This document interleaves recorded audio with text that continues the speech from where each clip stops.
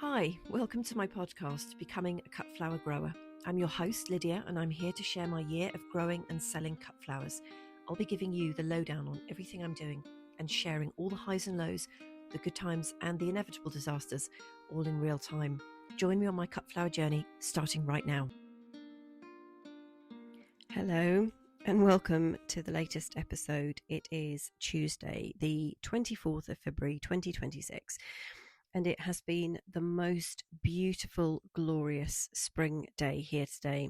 Finally, a dry day. And it's been just gorgeous. The birds are all out singing. It's been amazing.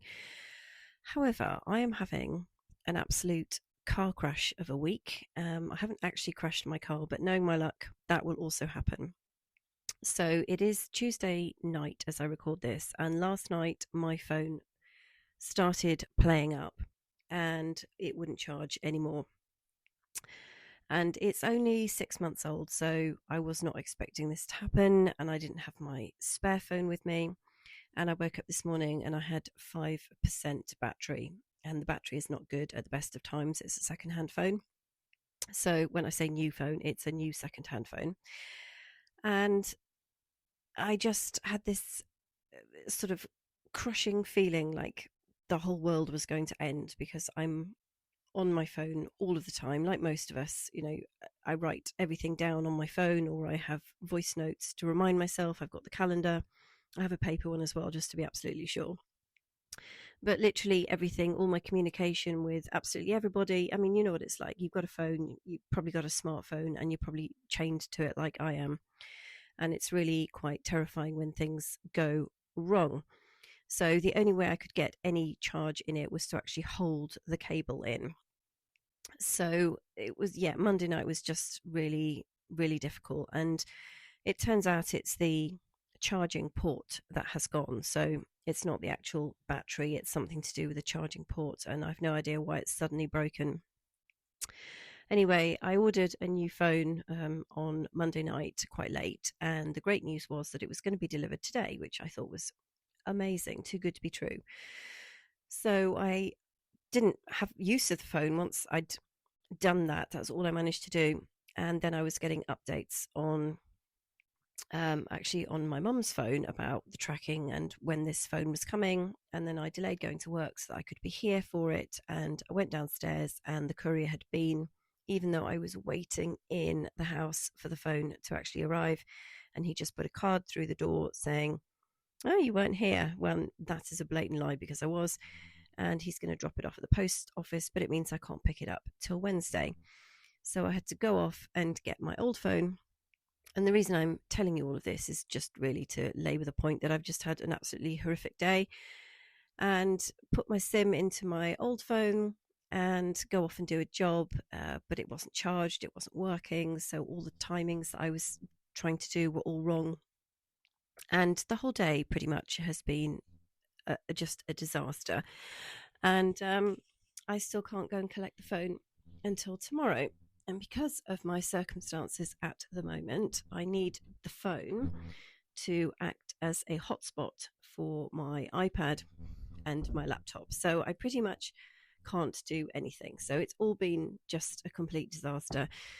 And I know we're all so reliant on our phones these days, but when you run any kind of business or you do any kind of work and you have everything on the phone, it really is a disaster when it goes wrong. So yeah, today has been pretty fraught. And even when I get the new phone tomorrow, I have to take it somewhere that's actually got Wi-Fi in order to set it up, because they all need Wi-Fi these days to actually function. So I've got to sort all of that out in between all of the normal stuff that I have to do. So bit of a disaster. I hope you're well, though. I hope you've had a great weekend and it was dry and possibly even sunny where you are listening, and you managed to get out on your plot perhaps or do a bit of gardening. Now, the good news is that the hens have come back into lay, albeit very, very slowly and not consistently. So some days we get 3 or 4 eggs and then the next day we don't get anything. But at least they're kind of thinking about it, which is a good thing. And the ducks are molting, so there are white feathers absolutely everywhere. It looks like there's been some kind of massacre. The first day I turned up, I thought, oh my God, somebody's been in and eaten them all. But no, they're just happily having a molt. It's interesting they have theirs now to because the chickens have theirs in like October. So the chickens get all new feathers ready for the cold weather, and the ducks hold on to theirs for the cold weather and then ditch them as soon as spring turns up. So as you know, if you listen to last week's episodes, I was feeling kind of blue. I mean, I had the holiday blues for a start. That was such a shock to the system to come back in February and be so cold and just miss everything in Spain so much. And I knew that I just desperately needed to get on the plot and get my hands in the dirt and just really reconnect with all of that, which is exactly what I did on Saturday. So I spent the entire day on the field by myself. And honestly, it's been the best day of the year so far. It was a lovely day, beautiful weather, really, really perfect to be out there working. And I managed to get quite a lot done. I was very proud of myself. So I weeded out the old perennial bed where I have shifted a lot of the perennials down into Nigel's area. And then I had a lovely clean space to plant out my new plugs. That's the verbascum and the physostegia. So they have now gone in the ground, all nicely closely planted together. And hopefully they will do absolutely fine and really, really enjoy themselves. I've tidied up the foxgloves. They were looking really messy. Like there's nothing actually wrong with them. They just needed all the old leaves cutting off and removing and just tidying up. I'm all for plants covering the soil and, blocking out weeds and protecting the soil. But then there's a limit because you don't want piles of brown, rotten, sludgy, broken leaves just becoming like a place where disease or anything is going to happen, or that you get pests that move in, or slugs or snails or whatever are going to move in there. So I sorted all those guys out and they look really nice. And then the big job was to weed last year's nigella bed. So this was absolutely covered in nettles. Sorry, I need to actually breathe. I realise I've been holding my breath quite a lot and now I'm finding it's hard to breathe. Sorry, bear with me a second. Oh, okay, that's better. So when the excuse me, when the nigella finished, I took them out and then I left the bed for the rest of the season. And the nettles gradually colonized it. So I got them all out on Saturday, and that was a really satisfying job. So they were small enough to get out with a hand fork, which is always good. And then when I was shaking the soil off, I was just left with like the most perfect crumbly soil. I mean, it looked good, it felt good, it smelt good, it was like absolutely perfect. And it just goes to show the difference in 1 year of cultivating the soil rather than just leaving it fallow makes such a huge difference. Now I might add some of my homemade compost to it because obviously the nigella had taken out what it wanted from the soil and I haven't replenished it. But I think the fact that there have been nettles on there from about October till last Saturday has actually done quite a good job of, replenishing the soil. So it depends how much excess compost I have because there are other more important priority areas. So after I'd done all of that, I had a whole load of stuff that I'd been tidying out of Kylie's room and the feed room that I decided to take to the recycling centre. And I'm also telling you this story because there's a very happy ending at the end of this one. As I was lugging all of the sacks into those enormous, massive skips that they have at the recycling centre, like the tip, the dump. There was a guy in the next car to me, and out of the corner of my eye, I just saw him throw a 4-tier plastic shelving system onto this skip. And I squeaked because I just couldn't help myself, saying, oh my goodness, can I have that? And just at that moment, he let go of it and it went flying across this skip. And he was like, oh, I'm really sorry. Would you like it? And I said, well, yes, please. So bless him, he bent right over this enormous like death trap of a skip and fished this thing out. And then I realized the assistant from the skip was there, from the recycling centre, the skip men. And I said, oh, may I take it? Because I think it's actually illegal to take stuff out of skips at recycling centres. Anyway, he said, my back is turned. I haven't seen anything. So I was able to bring this shelving unit home. And, it's absolutely incredible, the things that people throw away. I could spend half an hour there and absolutely just load my car up with stuff, because what some people think is rubbish, when you've got a flower garden or you're doing any kind of small holding or anything, it's amazing the stuff that you can reuse and recycle. And I'd be absolutely dangerous if I worked there. I mean, I have thought about going to get a part-time job there. I don't think they'd take me on actually, but in my fantasy world, I think what a useful job that would be, because you could just come home surreptitiously with masses of really useful stuff. Anyway, that shelving unit, once it's been washed down and cleaned, is going to go in the greenhouse and form part of the seed sowing framework that's going to be happening next month. Now, some other good news. The one remaining allium and tulip tub that I had, really massive one. This is the one where the tulips were still getting pinched even a few days ago, and I could not work out where something was getting in to get them because the top's covered. And I don't know how I'd been so stupid, because sometimes you just can't see the wood for the trees, can you? But I realised it's a tree planting tub, so it's something like a massive tree. I don't even know where I got it from because I've never bought a tree that big. But if you went to a plant nursery or garden centre and you bought an absolutely walk-off tree, you'd get it in one of these tubs. And the holes, there are drainage holes at the very base of this tub, but there are also drainage holes at the bottom on the sides, and there's about half a dozen of them. And of course, I realised that's where the little whatever it is are getting in and stealing the tulips. So I have blocked all the holes off with balls of chicken wire, and nobody has taken a single tulip bulb since then. And thank goodness they didn't want the alliums, because they were actually the main event. The tulips were in there, were just something that I'd bought a bag of for £1, and I thought they'd just look nice. So they weren't even for the cut flower business anyway. So hopefully, now that nobody's in there rummaging around every day, the alliums can just concentrate and get on with what they need to do. And the tulips that I still have in the old igloo plastic chicken house, and also Kylie's room, so they're going great guns, but I'm leaving them where they are as long as possible. So I've probably got about maybe 2.5, 3 inches of growth above the compost, which is looking very promising, and it's kind of starting to stick out over the top of the chicken wire. But I am so paranoid that somebody is going to eat them or something bad is going to happen to them, that I'm just leaving all the mesh in place as long as possible, because, you know, those leaves could, in the event that the tips get damaged, I could always just take those leaves off anyway. I do not want anybody else eating those. And then also on Sunday, because it's been a busy weekend, I started to make a dead hedge. Now, this is using some old apple tree prunings that I did from a job last week. And I pruned the tree. And then, because I'd been on holiday for a week, I basically got like holiday brain and I'd forgotten how to do my job. So I decided to prune this apple tree and got started on it. And about 45 minutes later, realized there was so many branches on the floor, because this is a really super neglected tree that has not been pruned for years and years, and it's a garden that I've only just started to look after, that I had all of these prunings, and there was absolutely no way that I was going to be able to get them in the back of my Honda Civic, which is only a hatchback. It's not big at all.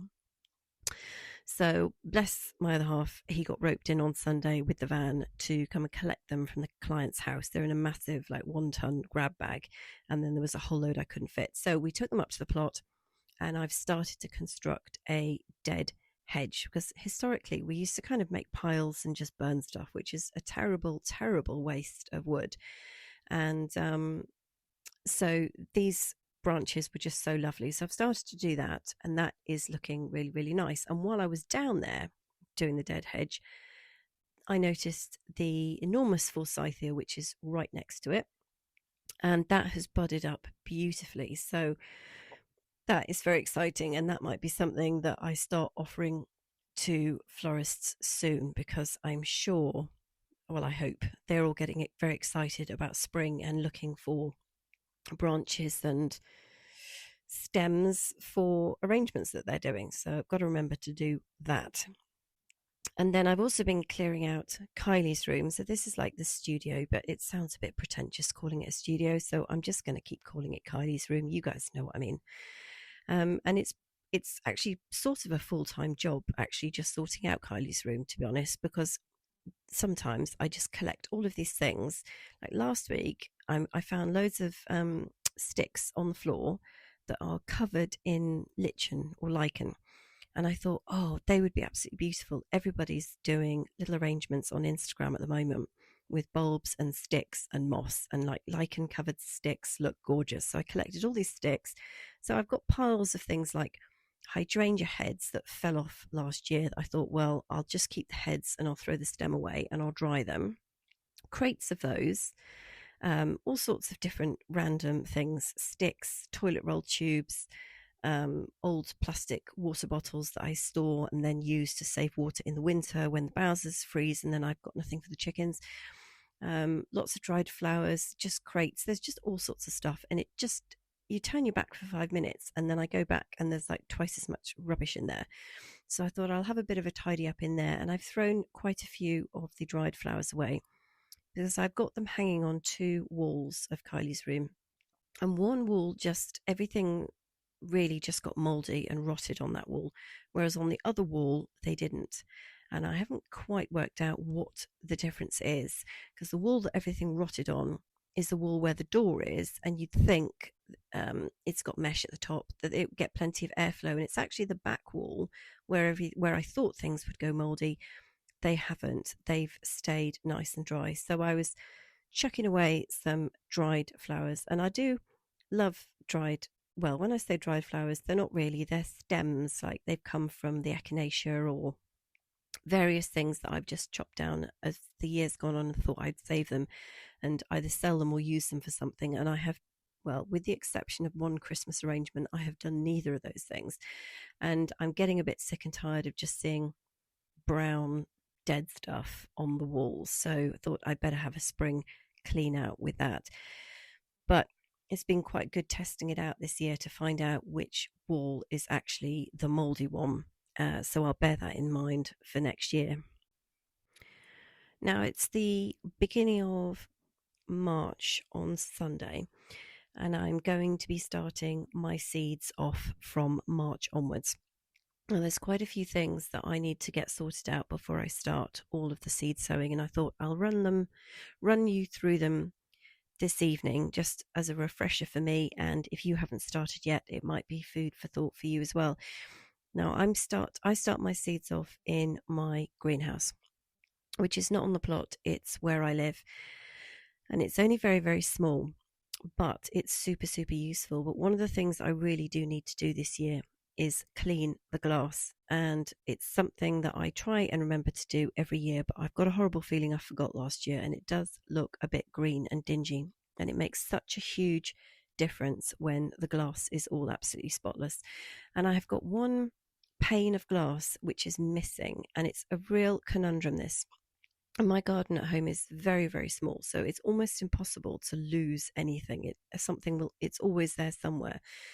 But a couple of years ago, well, quite a few years ago now, I can't even remember how long I've had the greenhouse, a couple of panes got smashed and I couldn't afford to get glass replacements. So I found a company online that did perspex replacements, and you just sent them the measurements of your glass pane and they would make a perspex one for you and then send it out to you in the post. And it was a really, really quick and easy service, and I cannot for the life of me think who I got it from now. Otherwise I'd tell you, and also I can't get access to my emails without an enormous kerfuffle, so I can't even look it up. But perspex is a great replacement for glass if you can't afford glass, or it's too difficult to find, or you're just in the middle of nowhere and you'd rather have something posted, because they will post perspex out to you. So I need to find this one missing perspex glass, and I took quite a lot of the glass out of the greenhouse in the summer in 2025 because it was so monstrously hot and the thing was just like an absolute furnace. So a few years ago I took all of the side panes off on one whole side, which was great, although terrifying, just stacking the glass up and hoping that it didn't all break. But certainly the perspex came out last year, and then one of the panels has gone missing, which is just like, how is that even possible? Anyway, the glass all needs cleaning on the inside and the outside. And because I've got plants on 3 sides of my greenhouse, I need to make sure that when I clean the glass, I either don't use a soapy product, or I use something that is reasonably safe, that when it washes off from the glass and goes into the beds, it's not going to kill anything or poison anything or be toxic or anything like that. So you can just scrub away with a brush and water. You don't even have to use any cleaning products, and that's probably what I will end up doing. So everything needs a really good clean and a sweep out and a tidy. Now the floor of my greenhouse is just chipped bark. And this was a decision that I made years ago when I first got it. I like to have soil in my compost. Now, it does need refreshing every year if I'm going to grow anything in it, which I do. I normally do all of the seeds.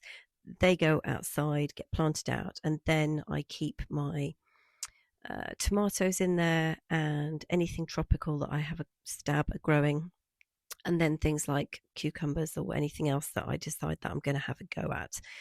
But nothing else stays in it over the course of the summer, and then in the winter I clean it all out and then it's ready to go.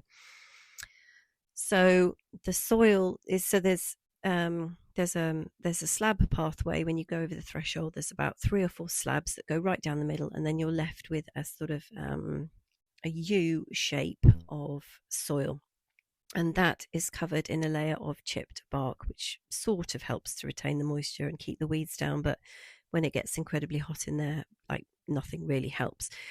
But the bark needs to be moved onto the slabs, and then I can add compost or anything else that I want to add to it. And then I sort of dig it in, but not properly. I'd probably hand fork it in, and then put all the bark back over the soil and sweep the paths and make sure it's all clean and tidy.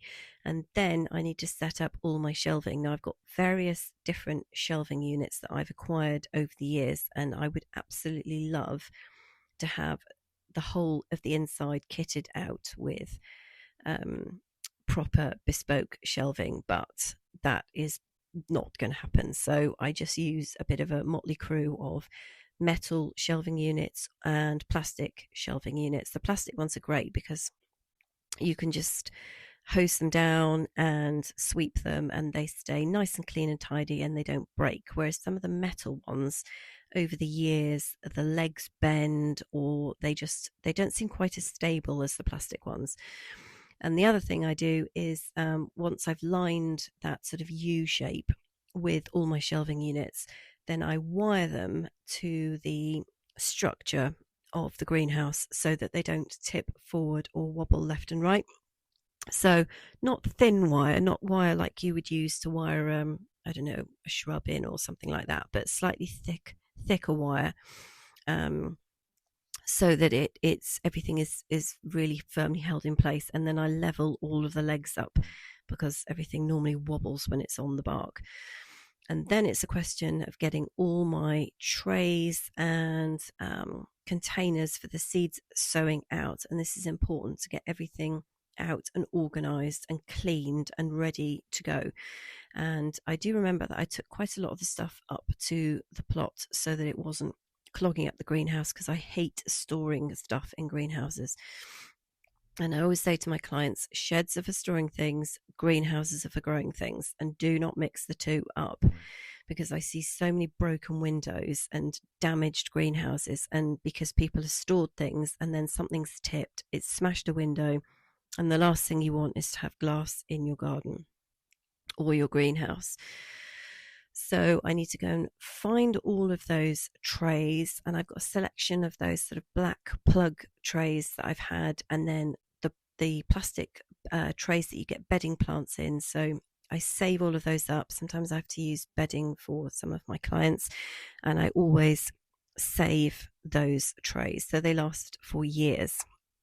And then I've also got thousands of chicken thigh trays when I went through a phase of eating chicken thighs, and I don't do that anymore. And they're perfect, and I keep them in pairs. So I'll take one and I'll stab holes in the bottom, and then I'll sit it in another one that I haven't stabbed the holes in. And so the top tray is like can drain into the bottom tray because they never ever sit snugly together. They just don't. So you can have a little bit of a gap. So I find those are really useful. And then if I do end up starting anything inside, I know that it's whatever I'm watering, the water's not going to come out and pour onto the kitchen table and then onto the floor, which, believe me, I have done quite regularly in the past. So now I double tray when I use the chicken thigh trays, and it stops any spillages. And then I need to sort out the compost situation and make sure that I have got enough of it in my big recycling compost tub, and make sure that that is perfectly usable. And then I may have to buy some more. It depends how much I manage to get through this year. And this year, for the first year, I'm going to be doing some soil blocking rather. So I've bought a little soil blocker from a UK company. It's one actually that Lisa Mason-Ziegler uses, and she gets hers from the UK, which I think is super cool. So I tracked down the company that makes them, and I've bought one, and I'm very much looking forward to using that. So I'm also going to have a go with that. And then I also need to pick up some amendments because, I said to you a couple of episodes ago that, or maybe even the last one, that I was going to try and do a demo with the floret recipe, what Erin uses for her seeds. And she puts all these amendments in. So fish, blood and bone, I think, is going to be the most straightforward. She buys all hers, I think, individually. Well, actually, she gets hers made up on scale, but when she did a breakdown, she included all the individual elements. But I think here in the UK, it'll be easier just to get fish, blood and bone complete and do that. And then she also uses sea kelp, which I don't know how I would do that. I'll look that up, because I was going to do an experiment using different types of compost this year, and I don't think I'll be doing it across the board for all the seeds. I think it'll just be a selection, or maybe even just one type of seed, and then try using my rubbish compost out of my bin, and then using an ordinary compost, and then using a compost with all of the amendments that Floret recommends. And then I will report back to you on how I get on and see what happens with that. And then there's things like getting all the labels, finding all labels, because they are just scattered all over the place. You know what it's like at the end of the season, you're just pulling labels up and you just chuck them into big piles, and then before you know it, you've just got piles all over the place. And I need to take the black waterproof writing off with nail varnish remover, easiest way to do it, and then give them a quick rinse, and then they're good to go. And then make sure I've got a pen that I can write on them with as well. So there's quite a lot to sort out even before I can get started on the seed sowing, and I'm really, really itching to get started.